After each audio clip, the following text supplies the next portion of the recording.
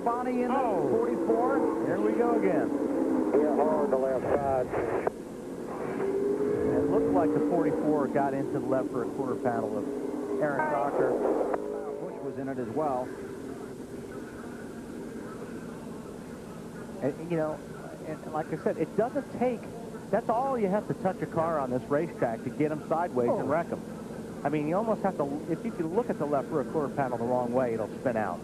I could take my hand and hit that quarter panel at that point, and the car would spin. These cars are on the edge so much through the corners here, it just takes a little touch. I'll tell you what, she goes down and hits that inside wall. 152 of the 400-lap contest, Donnie Allison hit the wall in turn 4, and before he could get his car off the track, he was hit by a hard-charging Dick Brooks. Here's another look at the crash.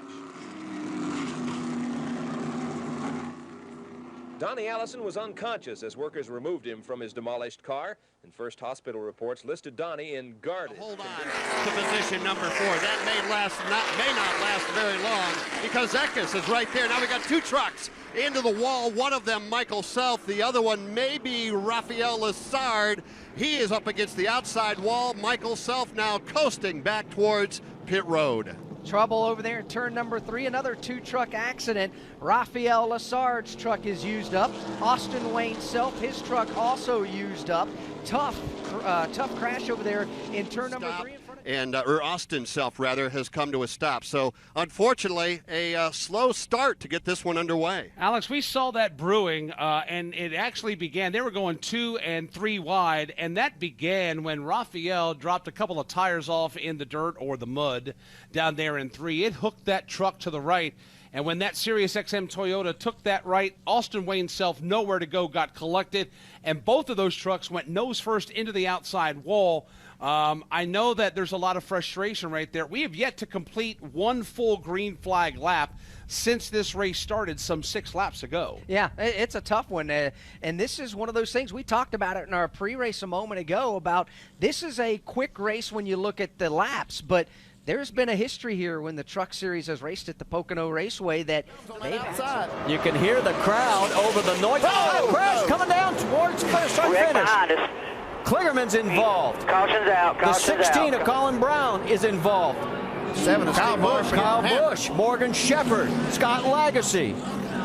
Let's take a look here. You can see the 18s back here. He'd gotten out of the way of this group. Yeah, there's a little contact That's right Steve there. Arpin with the 16 of Colin Brown. Yeah.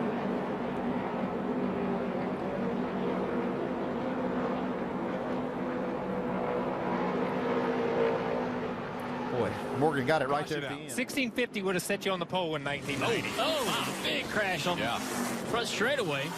Tommy Joe Martin. That's a huge hit right here. I'm standing on the exit of turn 4. It shook the entire place. It looked like it was kind of after the caution had come out. Good laps. Contact is made. Teammates. Wow. Oh, that's a hard lick right there. That's Bristol. That's all this after 44. the wreck. That's Bristol. I mean, we see it every time. Yeah. Oh, just shoots him up the hill, then trying to. Yeah, JD Motorsports. Oh, look at that. That right there is where they clap together is tough. Yeah, that hurts. And you see Tommy Joe. Tommy Joe comes off, sees it as he comes around right here. Sees it, jumps on the brakes, and the thing comes around.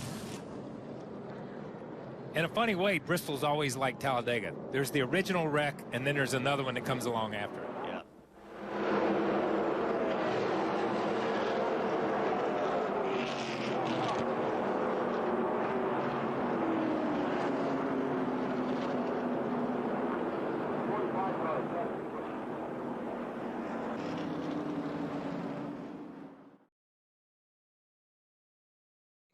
Waiting for somebody to mess up between Bell and Gregson? Absolutely. Certainly has to be considering how long these two can run that tight. Oh, there it goes! Both of them into the wall. Takes Justin Haley with him.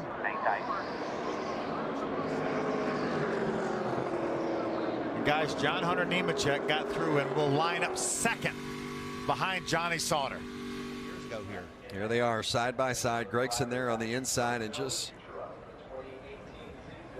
I don't know if there was contact that led to him getting around, and then Justin Haley had nowhere to go.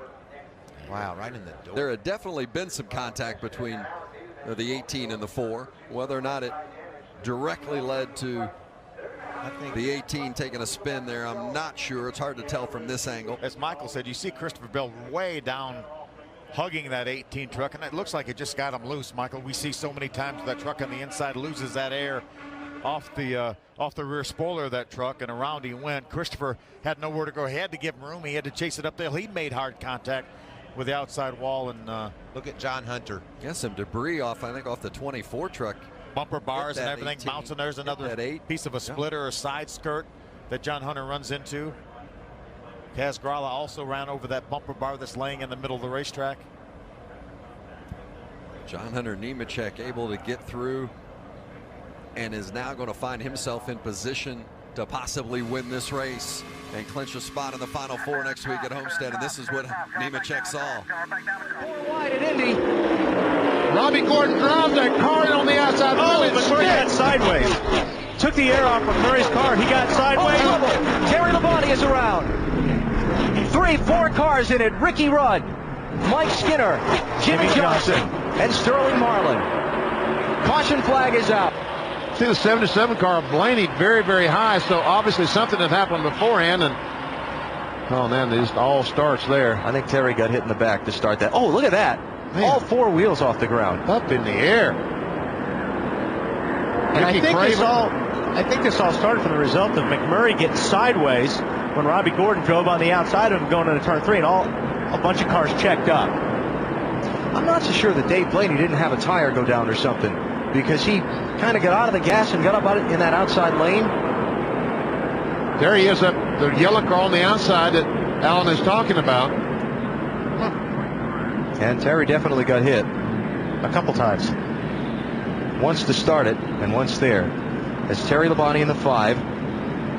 Ricky Rudd, 21.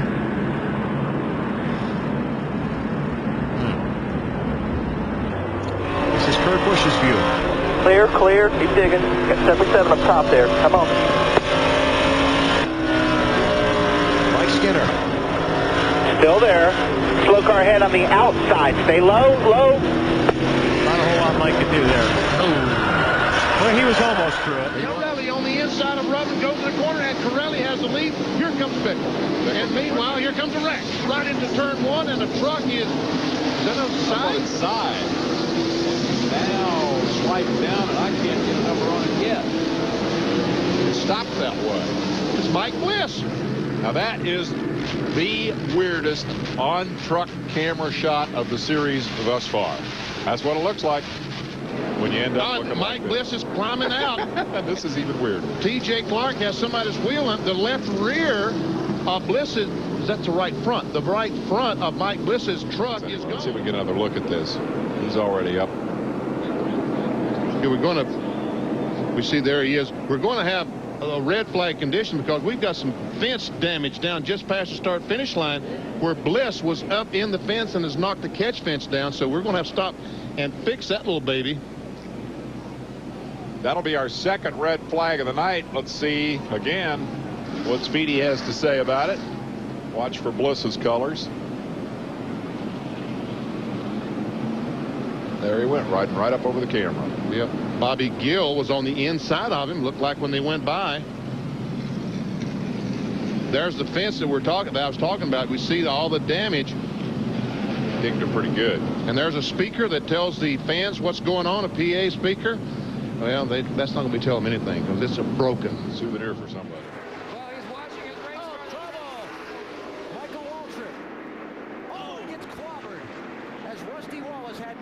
To go with Waltrip coming down the track right into his path. A lot of times, 9 out of 10 times, you want to go above the crash if you're seeing it from here because the cars always slide back down the racetrack. Oh my goodness gracious. And I see why Michael was so upset. He was upset at himself. Yeah. Because he caught too much of the apron, and I think, and lost the car. Yeah, we'll watch him here as he goes down into turn 3. He drops down, hits that apron, gets the car loose, and ready. Call Summit now and say. Oh, me. Trouble on the restart. They just waved the green flag. Earnhardt, Rudd, and Hut Strickland, and Jeff Gordon are all in it. They had just waved the flag for the replay. Rick Mast's car is a mess. He and Jeff Gordon tangled at the back, trying to avoid the melee at the front. Look at Ricky Rudd's tide ride. There's Earnhardt crushed in the front and the back. Here comes Strader back around. What happened here as Rudd comes to the pit lane. Looks like he may get back in this race. Okay, looks like Rusty turns the 27 car into the 3 car, and Ricky was on the outside there. He run in the back of Earnhardt when they made contact. Well, Morgan Shepherd got a slap there and got through it. So did Jimmy Spencer, Dale Jarrett. There's another angle from up on high. Yeah, this is after they're already going. And there in the back, Jeff Gordon and Rick Mast got together. Yeah, well, that's just chain reaction. Yep. Kevin Hamlin is a crew chief for Dale Earnhardt. Oh, trouble! In the wall is Elliott hard. Bill Elliott hard as they went 3 wide. Ricky Rudd, I think, collects, or check that, Stacy Compton collects him, and Elliott's car, one of the fastest 3 here, is demolished. There's Bill Elliott. He gets hit from behind by Mike Skinner, turned him right up into the wall. You can see everybody back there hoping he does not come back down the racetrack. And here's another look. He's already up there. And there comes Compton. Knocks the right front into him. And this is Marlin.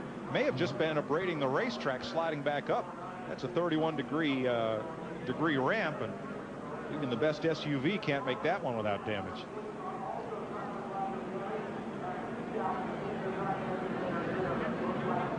No, he got hit by the 97 car. Chad Little got in him just a little bit. And he got all the 9 car there. Stacy Compton got all his damage. He went straight up into the wall there. I would have to think he probably cut a tire down from some of the debris off of the other cars that wrecked through there. I'm wondering if the beginning of this wreck was when Mark Martin jumped 3 wide down to the inside. Could Bill Elliott have lifted and breathed the car, and Skinner got in the back of it? Well, let's see, there's Mark Martin coming on the inside of Ricky Rudd, and well, if Elliott lifted, certainly Skinner would have hit him, but the look on Elliott's face showed that he didn't. Only the 2 of them know for sure.